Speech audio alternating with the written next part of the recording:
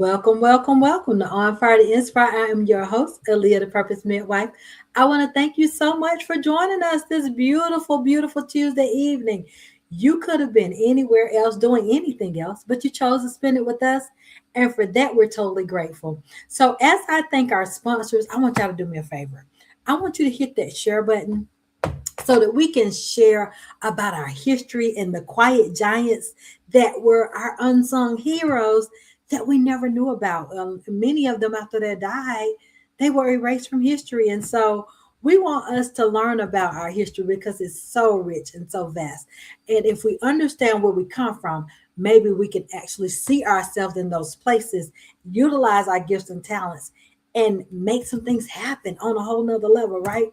So I want to thank our mom biz boss, multiple operational moms, uh, multiple operational managers. If you are an entrepreneur or an aspiring entrepreneur, this is a group of women that you want to connect with. Um, there are so many opportunities to learn from each other, glean from each other. They have monthly meetups. It's just so awesome of a group to collaborate and connect with. So mombizboss.org, mom, B-I-Z, boss.org. You want to connect with them. Again, if you are an aspiring entrepreneur or an entrepreneur, check them out and get connected. Next, we have my books. If you don't have any of them, which I don't know why you wouldn't, you can go out to onfiretoinspire.com, or you can check out the link tree that I just added in the page. You have the books, the On Fire to Inspire book itself that came out before the show. Um, about 11 years ago, coming up on 12. Wow. And we have the children's book, Teaching Foundational English and Spanish. We have the 21-day mind detox. We have um, the affirmations coloring book. We have the affirmations journal. So there are many, many things that everything that I do is to empower and uplift the person from the inside out, right? And it's time for us to stop sitting on our hands and start using what God has gifted us with. But without further ado, I'm not going to get on that stretch because I will get the talking on that and get the preaching, okay? But we're going to get started. We're going to talk. We're going to get Brittany to come on. Dr. Logan, come on, join us to the platform. How you doing this evening? I am good. How are you? I'm great, great, great. Thank you so much for joining us and helping us celebrate the quiet giants of our rich history. So who are you going to be presenting tonight? I am presenting Dr. Sadie Alexander. Her full name is Dr. Sadie Tanner Moselle Alexander. Okay. I'm highlighting her for a lot of reasons. I'm excited to talk about the things that I learned and how she inspires me. Okay. Well, I want you to introduce yourself first and then you can go on with it. All right. So my name is Brittany Logan. A few things about me. I'm a certified mental health coach. I am very involved in education. I actually have my doctorate degree in educational leadership. So I've been a part of a lot of initiatives where I've been able to help create programs that are designed to help minimize or decrease academic achievement gaps. I actually wrote my doctorate on creating intentional lesson planning to help students with disabilities to specifically target academic achievement gaps for students. So I'm deeply passionate about education, mental health, and then also the youth. So, so my person again is Dr. Sadie Tanner Moselle Alexander, and she is a champion in education. She's a champion in economics, law, and she's also a champion in civil rights. She is one of the first Black women to earn her PhD, and I discovered that at the same in the same year when Dr. Alexander earned her PhD, there were actually two other Black women who earned their PhD as well. So the first woman to earn her PhD was actually Dr. Georgiana Simpson. She earned her PhD in German. And then short period after that is the woman that I'm highlighting tonight, Dr. Alexander. She earned her PhD in economics. And then you also have Dr. Dykes, Dr. Eva Dykes, she earned her PhD in English. And what really stood out to me for the person that I chose to highlight is that she continued to advance in higher education from 1918 to 1921. So 1918, she earns her bachelor's degree in economics. In 1919, she earns her master's degree in economics. And then in 1921, she earns her PhD in economics. And that to me was very inspirational because it speaks to having tenacity despite being in the environment that wasn't smooth for her. So it really reminded me of Langston Hughes when he talks about the staircase not being smooth, not being paved, but having rough areas meant to create cuts, bruises, trauma, and you still have this mother who persists and overcomes all of these different obstacles. And so I really saw that with Dr. Alexander because she's advancing. You're talking about 1918 through 1921. So 1918 is right when World War One is ending. And so you had Black men who were at the front line. They were fighting for America. And still, when they return, they still don't have basic civil rights. You have Jim Crow that's happening. You have economic disparities, housing issues. Education is still not equal and accessible to everyone, on top of the extreme sexism that's happening during that time. So for her to be able to achieve everything she did in the midst of all these systematic obstacles, as well as being able to be a powerful woman, where during this time, society, culture was very much going to applaud a woman who went the traditional route, who was more domesticated or at least did domestic work. So she was more, if you were more of a homemaker, wife, mother, then they saw that as more feminine. And so she was willing to step out against, that typical role of a woman, and she went over and beyond. So I really appreciated that, just being able to see that. But also, what I really liked is when she graduates in 1921 with her doctorate degree, again, you have all these disparities, these systematic challenges that are happening. And she ends up not being able to find a career opportunity in spite of definitely having the work ethic, the intellect, the skill set that was necessary. And so she's not able to advance in economics, but she didn't let that stop her. So she ends up deciding to pivot. She adapts and she goes to law school in Pennsylvania. She's one of the first Black women to earn her law degree from the University of Pennsylvania Law School in 1927. And she ends up practicing law for decades, focusing on civil rights, employment discrimination, and family and estate law. And so she really was an advocate for employment opportunities, for equal wages. If you look her up, you will see pictures of her. She's with Martin Luther King, as well as other people who were very active during the civil rights movement. And so I really liked how she was able to, again, overcome challenges, but not just settle there. She went beyond and she joined institutions that, again, didn't make it easy, didn't necessarily welcome and applaud her, but she joined these institutions. And within those institutions, she uses her background in economics as well as law to bring about positive civic change within the Black community. And then also, she's earned her degree, she's graduated, she's the first graduate from the University of Pennsylvania Law School, and then she's practicing law for decades. Well, in 1947, you actually have the president during this particular time where President Truman, President Harry Truman, actually invites her to be a part of the President's Committee on Civil Rights.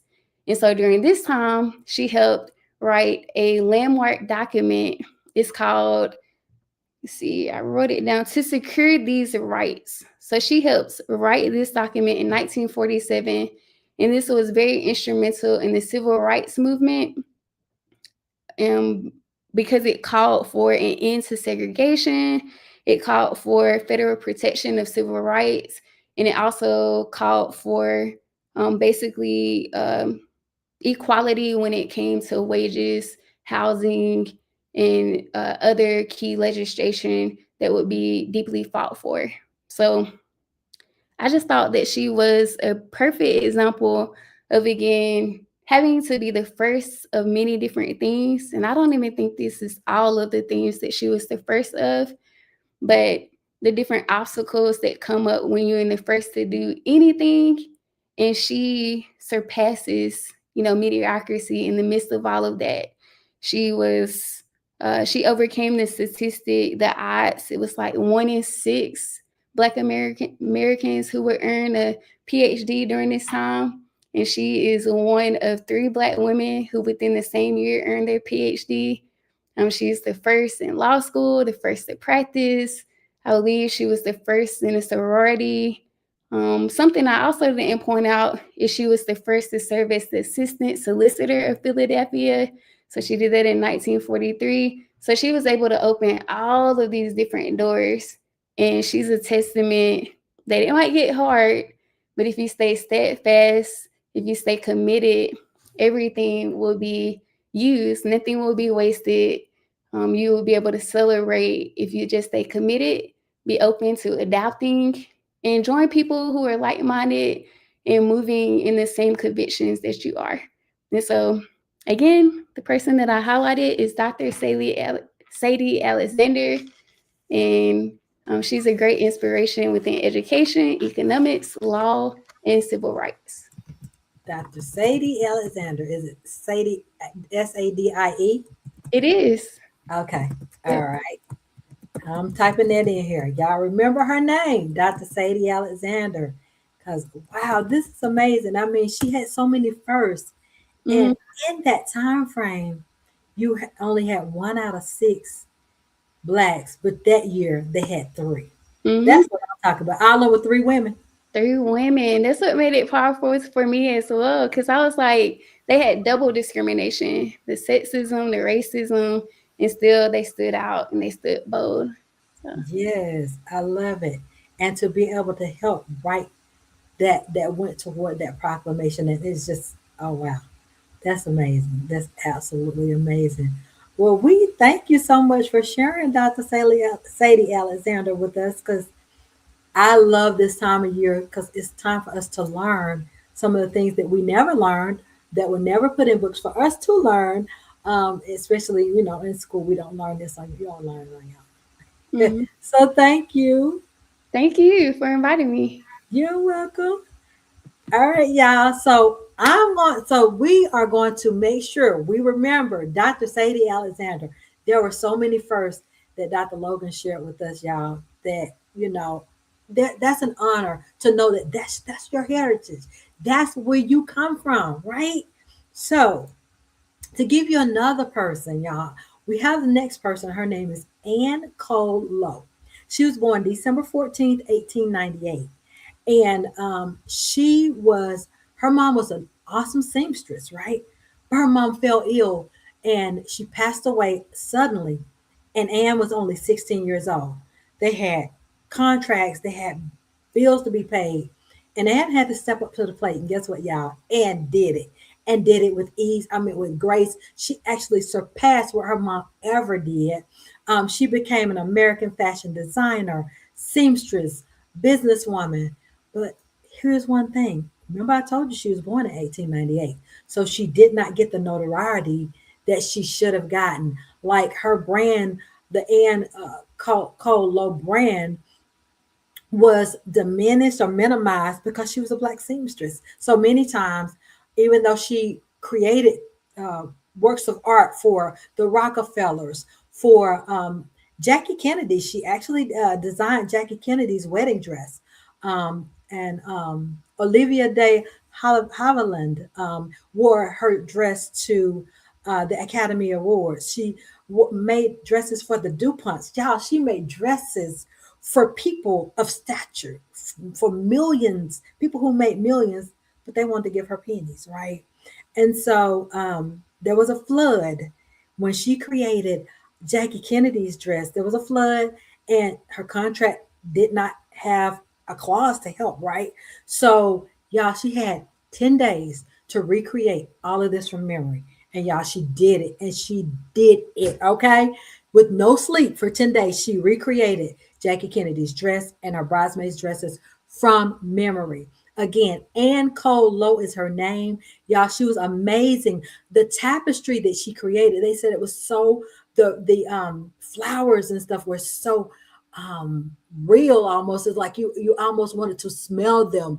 It was that amazing. And so, but here's the thing, y'all, because she was black, she didn't have the fortune and fame because she couldn't charge what everybody else charged. So everybody else is, they blew up and she did not. And by age 59, she lost her sight. She tried to, contract out and teach other people, and do teaching, but she wasn't able to do it successfully to the length of what she wanted to. So she ended up dying later on. She died. She died.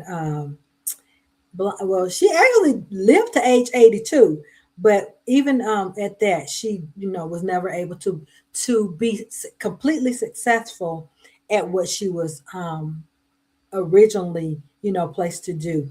But y'all, again, Ann Colo, y'all look her up because I was so impressed by the when you see some of the tapestries. I mean, to hear that she created Jackie Kennedy's wedding dress, the iconic dress, y'all. But they just, a lot of times she just got her thing was created by a black seamstress or something like that. Not an Ann Colo design, but an original. It was by a black seamstress. But Ann Colo, look her up, y'all.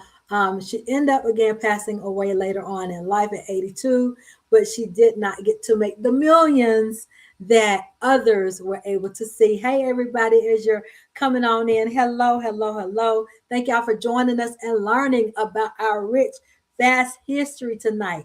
Now, I got another one for y'all, okay? This man did not have a last name. His name originally was just Junius, all right? And Junius, y'all, he walked 500 miles with 90 cents in his pocket.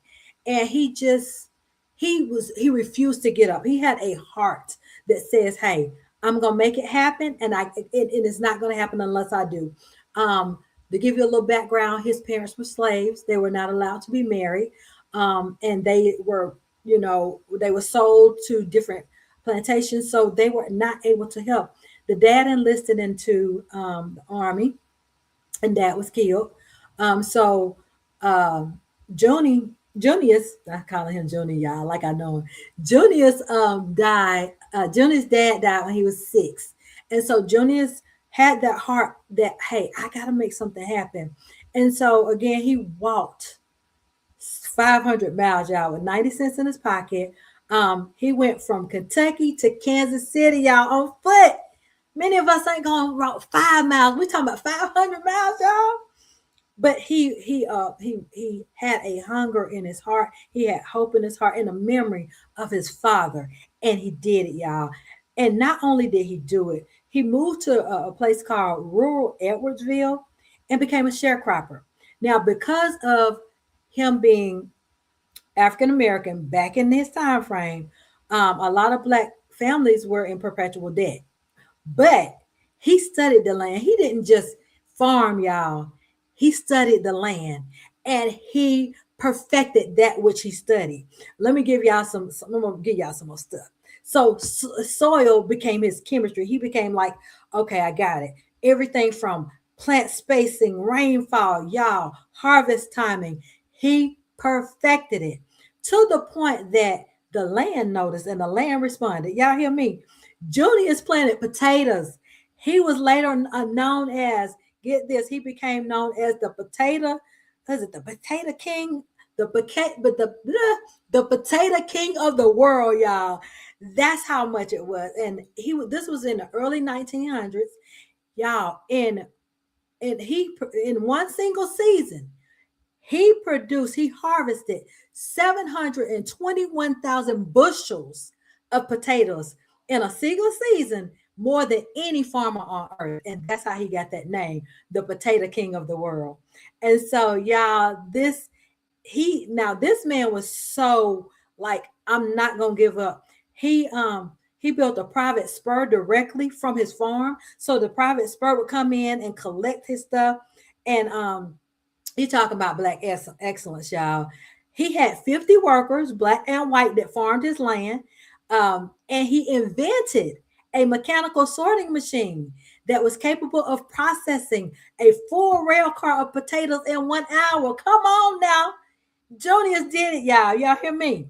He didn't just grow food, he reinvented distribution. So, and farming was only the beginning, y'all. He owned grocery stores, mining investments in Oklahoma and Mexico, bank stock, orchards, stakes in manufacturing. And by 1900, newspapers called him the richest black man in America, in the American West.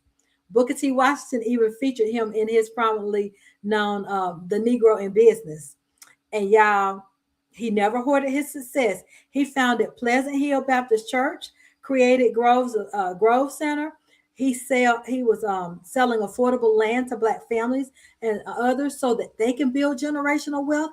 Y'all, he was doing it. You hear me? And so um he even, when they wouldn't let black golfers golf, guess what he did, y'all? He built his own golf. He built his own place. So then when they did finally integrate, he donated it. Y'all, heart, you hear me? And then he and his wife, y'all, they had 14 kids. They had 14 children. And so he and his wife, their children went on to school and studied agriculture, returned home. Y'all, he sold his home and they actually built them a mansion. And I want to tell y'all how many rooms this mansion had. I was like, what in the world? Yeah, he tore down. I'm sorry, he didn't sell it. He tore down his one room home, a one room cabin, and he built a 22-room mansion with electricity, with hot and cold running water, and a ballroom at the cost of $5,000, which was an astonishing sum of money in that era. So y'all, and so he became known as Junius Groves. Okay, because remember he didn't have a last name. So he became known as Junius Groves, the potato king of the world. And so this is black excellence. This is understanding where you come from, understanding your history, because there is so much more in many of us that we're sitting on these gifts. And so he didn't just hoard, he helped build others up. And he died at the age of 66 in 1925, August 17th of 1925. There were more than 3,000 people at his funeral, y'all, the largest in Edwardsville that they had ever seen. And so, as we know in history, later on, he was forgotten. Textbooks, he went silent in there. We never heard of him in textbooks. But y'all, from slavery to scientific mastery, from 90 cents to railroad built empire, from walking barefoot toward uncertainty to owning land that reshaped infrastructure itself. Y'all, Junius George Groves. Y'all look him up, know your history, learn your history. All right, y'all. So I gave y'all Ann Cole Lowe. Y'all look her up. I gave y'all Junius George Groves. And then she also gave us Dr. Sadie Alexander. And Teresa's having the hardest time trying to get in. Let me see. Right, Terry. Terry said, who knew? Right, we didn't know. Teresa, are you getting an error message when you try? And if I can't get you on as far as a sound, I'll call you and we'll bring you on that way. Because ain't nothing stopping the night. But y'all, anybody learning anything tonight? Because I was so excited reading these. I know Dr. Logan was excited because you could hear it in her voice, the excitement of learning about Dr. Sadie. All right, here comes Teresa. Hey, we got her on. Yay. All right, we're about to bring you. You ready? Okay, we're about to bring you live. Yeah, let me get some water. Welcome, welcome. All right, we're here. We got you. Well, good evening. Good evening. Happy history for our culture. Yes, ma'am. Happy history. Happy history. We are so excited about the stuff we're learning because, like I said, every year I tend to learn something new and I love to share. Yeah, Because if we see ourselves, then we can see ourselves, not in yeah. mediocrity, not in impoverishment mindsets, but in the vast knowledge of where our people was and who we can be again, as far as some of our young people not Oh, understanding. wow. And the thing for us to do is just keep putting it out there, keep sharing, and keep letting our young people know we are not idiots. Yes, ma'am, we're not at all. At We all. are a smart generation. Yes, we are. Yes, we I are. mean, And yes, from the beginning. And how long do I have? About 3 minutes, Aleigha. you can do five. I mean, you go ahead and present your person. Introduce yourself. I'm gonna hop off. You introduce yourself, and you Well, take over. good evening to everyone. I am just so happy to be here. And I am Teresa Smith, and I am uh, a resident of Atlanta. And Aaliyah is my bonus daughter. We have been together since the early 90s. And mid 90s, maybe something. I don't know. It's so long, I don't really remember. But I'm a playwright and I'm an author and motivational speaker.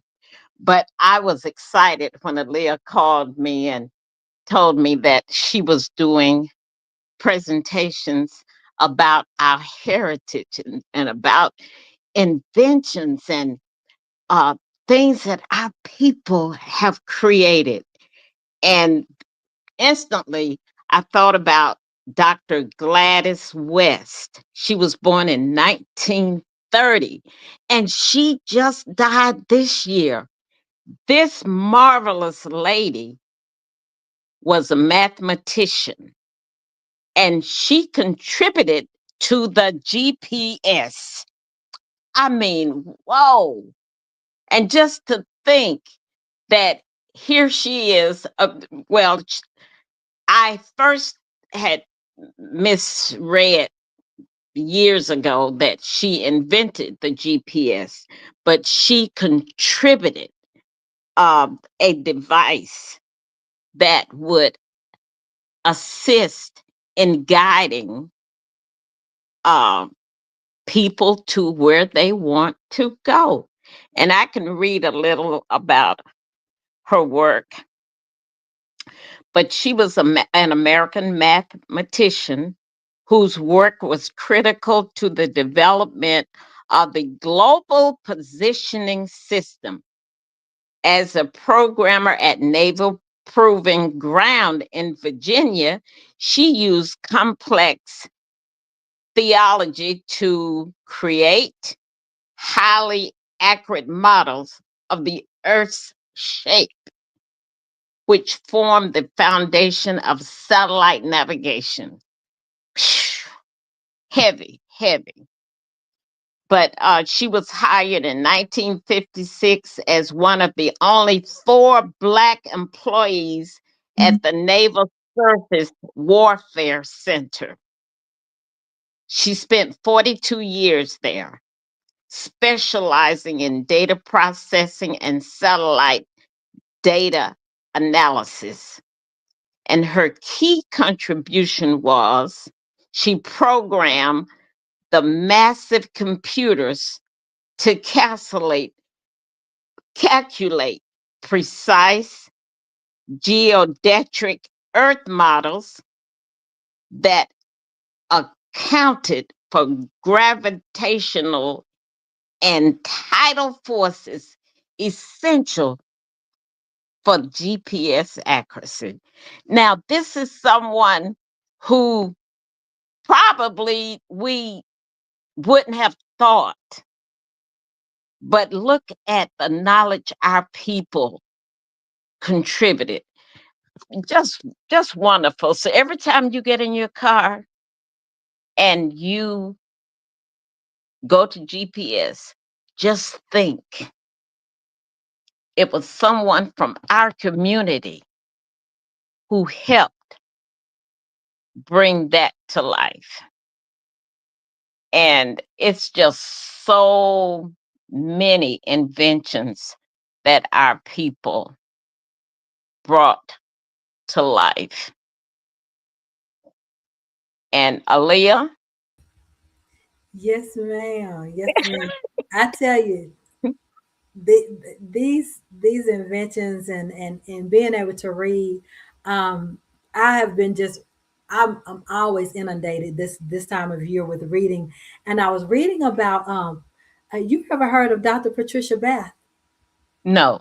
So Dr. Patricia Bath, y'all, let me tell y'all about her. She actually revolutionized cataract removal and shaped modern laser eye surgery. Uh-huh. Dr. Bath, she had something called the laser phyco technology, and it was used worldwide. And she got the first medical patent grant to be granted to a black woman physician, How? Dr. Patricia Bath, y'all. And as I was growing up in third grade, we knew about peanut butter. Yeah, we always heard about Booker T. Washington, uh, Dr. Martin Luther King Jr., and Sojourner Truth, and Right, that's about right. it. Hmm. And the Underground Railroad. And the But cotton gin, the cotton gin. Right. yes, but there's And the thing about it, our people were doing this work as slaves, and they wanted to come up with a better way, an easier way to do this hard work. But a lot of them didn't get recognized. a lot of them got no recognition. Dr. Angela Ferguson, she transformed the way sickle cell care was taken care of, and lived to witness the change. Her name is Dr. Ferguson, and she actually just passed January the 6th of this year, at 100 years Wow. old. But she left behind a legacy that reshaped pediatric medicine and improved countless lives, with pioneering the diagnosis and being able to early find something to create an early diagnosis and care for sickle cell disease. Just passed Wow. away last month at 100 years old. Gosh. Wow. Wait. Absolutely. Wonderful. Absolutely. Anybody other than us learn something tonight? I see y'all in here saying wow and all of that. Anybody learn something tonight? I'm so excited. And so I want y'all to take this same excitement that we share once a year, and I want y'all to make this a seasonal, regular thing that you Yes. place on the inside of you, because there's something bubbling on the inside of you. It may be time for you to invent something. It may be time for you to launch that business, launch that book, whatever it is God is calling you to do, Whatever. That's right. That's right. whatever. Because this young lady right here been a playwright for how many years now? 38, 30, 36, 38. So, Almost 40 years, y'all. She oh, been writing plays, absolutely phenomenal plays, and an author, speaker, minister. But she just don't say all the stuff she does, y'all. But we appreciate you for sharing with us. We thank you so much. Thank you to Dr. Logan for sharing with us tonight. And yes. I'm, like I said, elated and excited about our history. And I want y'all to have that same excitement to carry you through the entire rest of the year and continue to research and learn, because it's going to put a fire up under you that says, you know what? I can't keep sitting here like this, because God has placed too Mhm. much on the inside of me. Yes. Yes. Yes, yes, yes. But thank you again for sharing, and we'll see you soon. Okay. Love you. Love you too. All right, y'all. So we will be back next week, same time, same place. We are going to be interviewing next week. We will have Dr. Tammy Meredith, and the topic of the show is Sitting Where You Bled. She actually has a book that she's written, and we're going to talk about that. We're going to talk about, we're just going to kind of go and flow with how God gives us, right? So she is an ordained pastor. She and her husband pastors a church in Atlanta. So we will have Dr. Tammy Meredith as our guest next week. So we'll see y'all same time, same place, right here on Friday Inspire, 8 p.m. Eastern Standard Time. Love you guys. Y'all have an awesome, magnificent, fabulous rest of your week. And remember, just because the month is closing out at the end of the month, don't let it close out who you are and understanding the value on the inside of you. Y'all have a blessed one.